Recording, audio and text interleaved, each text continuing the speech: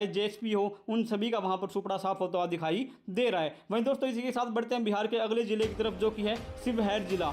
शिवहर में दोस्तों कुल 1 विधानसभा की सीटें हैं और वो 1 सीट इंडिया प्लस गठबंधन के खाते में जाते हुए दिखाई दे रही है और सभी पार्टियों का वहां पर सुपड़ा साफ होता हुआ दिखाई दे रहा है। तो चलिए दोस्तों इसी के साथ बढ़ते हैं बिहार के बहुत ही फेमस जिले, जो कि है सीतामढ़ी। सीतामढ़ी में दोस्तों कुल 8 विधानसभा की सीटें हैं, जिसमें से 3 सीटें हैं वो एनडीए प्लस गठबंधन के खाते में जाते हुए दिखाई दे रही हैं और 5 सीटें हैं वो इंडिया प्लस गठबंधन के खाते में जाते हुए दिखाई दे रही है। वहीं दोस्तों वहां पर प्रशांत किशोर की पार्टी और ओवैसी की पार्टी का खाता खुलता हुआ दिखाई नहीं दे रहा है, उनका सुपड़ा साफ होता हुआ सीतामढ़ी से दिखाई दे रहा है। इसी के साथ बढ़ते हैं दोस्तों बिहार के अगले जिले की तरफ, सुपौल। सुपौल में दोस्तों कुल 5 विधानसभा की सीटें हैं, जिसमें से 2 सीटें भाजपा प्लस गठबंधन और 2 ही सीटें वहां पर इंडिया प्लस गठबंधन के खाते में जाते हुए दिखाई दे रही है और जनसुराज पार्टी को वहां पर दोस्तों 1 सीट मिलती हुई दिखाई दे रही है और ओवैसी की पार्टी का वहां पर दोस्तों सुपड़ा साफ होता हुआ सुपौल जिले से दिखाई दे रहा है। इसी के साथ बढ़ते हैं दोस्तों बिहार के अगले फेमस जिले की तरफ, जो कि है सीवान। सीवान में दोस्तों कुल 8 विधानसभा की सीटें हैं, जिसमें से 3 सीटें हैं वो एनडीए प्लस गठबंधन यानी कि बीजेपी के खाते में जाते हुए दिखाई दे रही है और वहीं पे दोस्तों 4 सीटें हैं वो इंडिया प्लस गठबंधन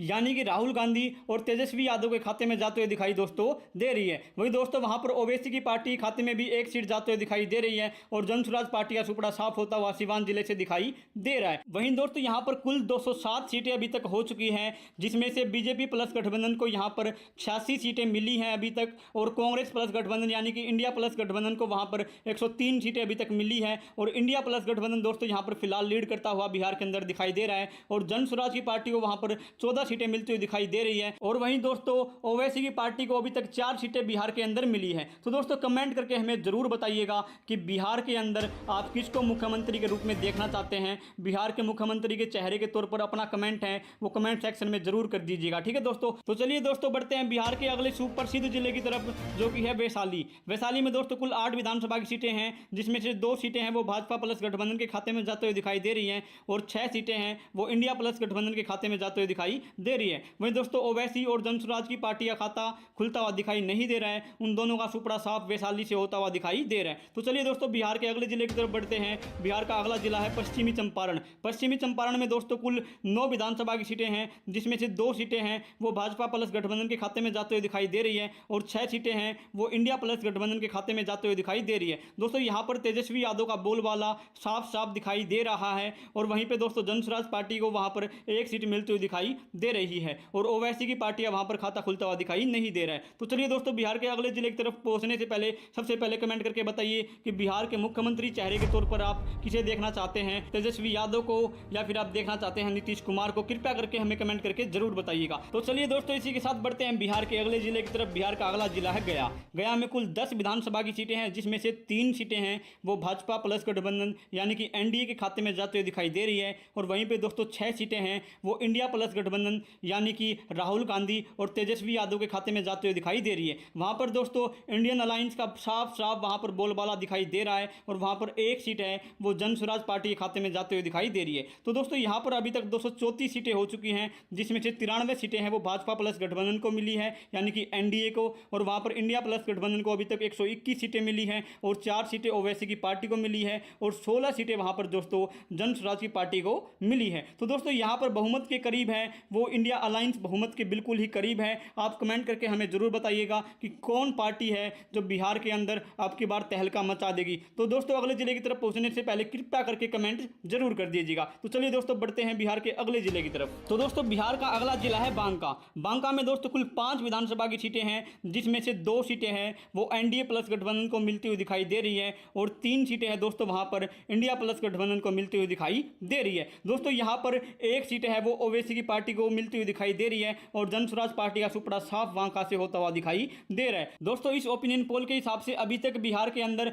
124 सीटें इंडिया प्लस गठबंधन को मिल चुकी है, यानी कि इंडिया गठबंधन बिहार में अपनी सरकार बनाने जा रहा है। अब की बार बिहार की जनता बदलाव की राह पर चली हुई है। इस ओपिनियन पोल के हिसाब से बिहार की जनता स्पष्ट बहुमत से राहुल गांधी और तेजस्वी यादव को स्वीकार करती हुई नजर आ रही है। तो दोस्तों बिहार के अगले जिले की तरफ पहुंचने से पहले आप भी हमें कमेंट करके जरूर बताइए कि आप बिहार में किसे मुख्यमंत्री देखना चाहते हैं और किस पार्टी को आप बिहार में राज करते हुए देखना चाहते हैं, जिससे बिहार में बेरोजगारी, गुंडागर्दी है और ये सभी प्रॉब्लम है, मुसीबतें हैं, वो बिहार में खत्म हो। ठीक है दोस्तों, तो चलिए दोस्तों बढ़ते हैं बिहार के अगले जिले की तरफ। बिहार का अगला जिला है बक्सर। बक्सर में कुल 4 विधानसभा की सीटें हैं, जिसमें से एक सीट है भाजपा प्लस गठबंधन के खाते में जाते हुए दिखाई दे रही है, और वहीं पे दोस्तों 3 सीटें हैं वो इंडिया प्लस गठबंधन के खाते में जाते हुए दिखाई दे रही है, और ओवैसी और जन स्वराज पार्टियां वहां पर सुपड़ा साफ होता हुआ दिखाई बक्सर जिले से दे रहा है। वहीं पे दोस्तों कुल 127 सीटें हैं वो इंडिया गठबंधन को मिल चुकी है बिहार के अंदर अभी तक, और वहां पर दोस्तों बात करें एनडीए गठबंधन को अभी तक टोटल 96 सीटें मिल चुकी है। सभी सीटों का ओपिनियन पोल हमने जारी कर दिया दोस्तों,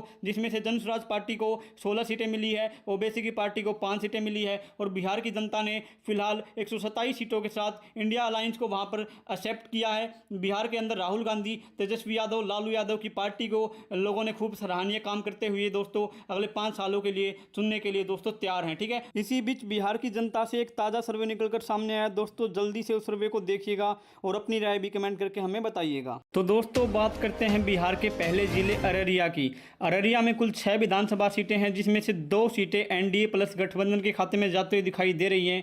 वहीं दोस्तों वहां पे 3 सीटें इंडिया प्लस गठबंधन के खाते में जाते हुए दिखाई दे रही है, और एआईएमएम का खाता दोस्तों वहां पर खाली पड़ा हुआ दिखाई दे रहा है, और जन स्वराज पार्टी यानी कि प्रशांत किशोर की पार्टी में वहां पर 1 सीट जाते हुए दिखाई दे रही है।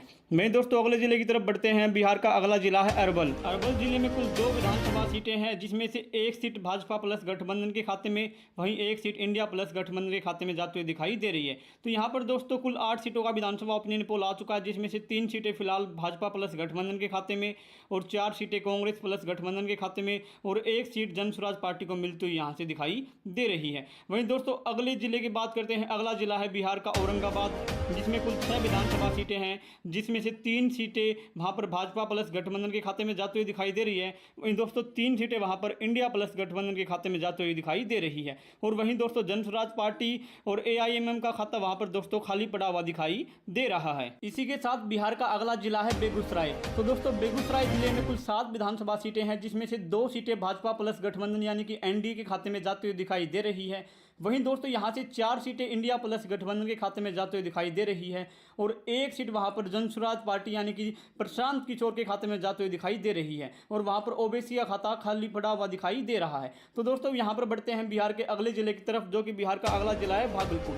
भागलपुर में भी दोस्तों कुल 7 विधानसभा सीटें हैं, जिनमें से 4 सीटें भाजपा प्लस गठबंधन यानी कि एनडीए के खाते में जाते हुए दिखाई दे रही है। वहां पर कांटे की टक्कर दोस्तों एनडीए और इंडिया प्लस गठबंधन में देखने को मिल रही है। मैं दोस्तों बात करें इंडिया प्लस गठबंधन को, वहां पर 3 सीटें मिलती हुई दिखाई दे रही है। प्रशांत किशोर और ओबीसी की पार्टी को 1 भी सीट मिलती हुई दिखाई नहीं दे रही है। तो दोस्तों यहां से बढ़ते हैं बिहार के अगले जिले की तरफ। बिहार का अगला जिला है भोजपुर। भोजपुर जिले में कुल 7 विधानसभा सीटें हैं, जिनमें से कुल 2 विधानसभा सीटें हैं भाजपा प्लस गठबंधन यानी कि नीतीश कुमार के खाते में जाते हुए दिखाई दे रही है।